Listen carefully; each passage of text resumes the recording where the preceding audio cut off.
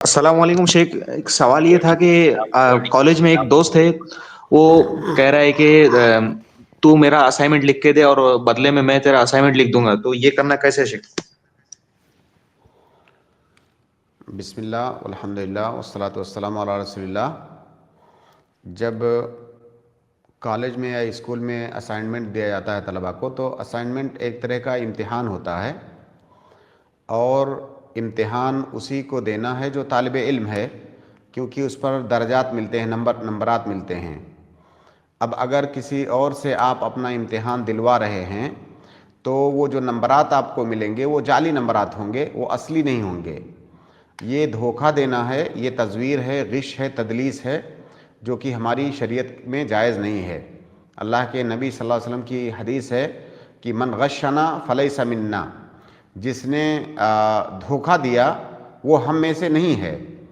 تو دھوکے کی یہ بہت اعلیٰ ترین قسم ہے کہ کوئی امتحان میں چیٹنگ کرے، کوئی امتحان میں کسی اور سے اپنا پرچہ لکھوائے اور اس پر وہ نمبرات حاصل کرے، لہٰذا یہ کسی بھی طرح سے جائز نہیں ہے۔ پیسے بھی لیتے ہیں کچھ لکھنے کے، تو یہ کرنا کیسے شیخ؟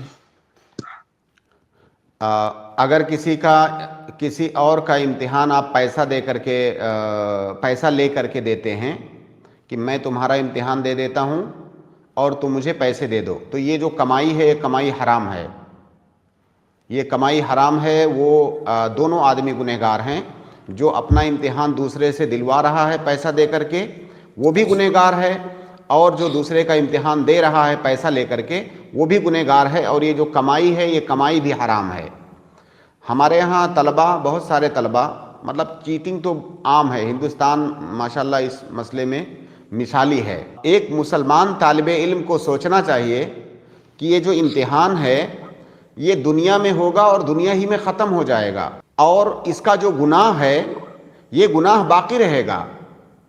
تو امتحانات میں چیٹنگ کو مسلمان طلباء کو اپنے دینی اور اخروی جو ہے نقطہ نظر سے دیکھنا چاہیے۔ یہ ایسا مسئلہ نہیں کہ آپ نے صرف امتحان میں چیٹنگ کیا ہے، آپ نے گناہ کا کام کیا ہے۔ ملک کا جو قانون ہے یا جو تعلیمات کا نظام ہے ملک کے اندر، اس کی مخالفت تو ہے ہی۔ آپ ملک کے قانون کے مجرم تو ہے ہی، آپ اللہ تعالیٰ کے بھی مجرم ہیں، آپ نے جو گناہ کیا ہے۔ لہٰذا مسلمان طلباء کو اس ناحیے سے سوچنا چاہیے کہ ہم فیل ہو جائیں گے، یہ منظور ہے، ہم فیل ہو جائیں گے کوئی بات نہیں ہے، لیکن چیٹنگ نہیں کریں گے۔ تو ایک تو یہ ملک کے قانون کے خلاف ہے، اس سے بڑی بات یہ دین کے خلاف ہے، اس پر گناہ ملے گا۔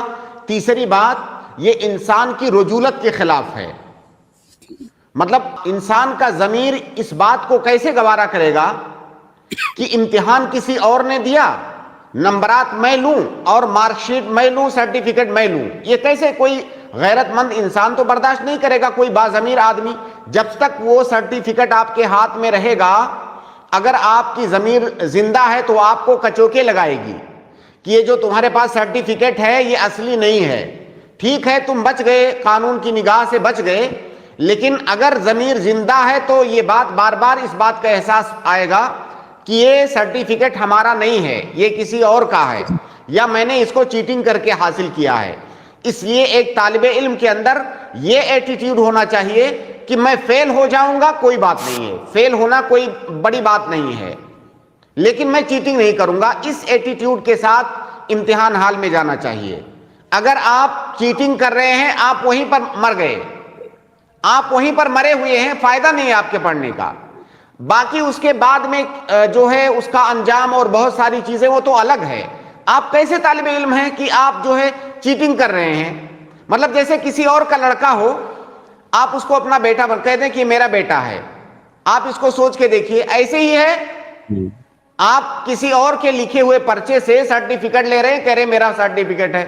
بھائی بچہ آپ کا نہیں ہے، وہ کسی اور کا ہے۔ تو یہ انسانی غیرت کے بھی خلاف ہے، انسانی ضمیر کے بھی خلاف ہے۔ تو آپ اپنے اندر یہ ایٹیٹیوڈ رکھیے کہ میں فیل ہو جاؤں گا چلے گا، لیکن چیٹنگ نہیں کروں گا۔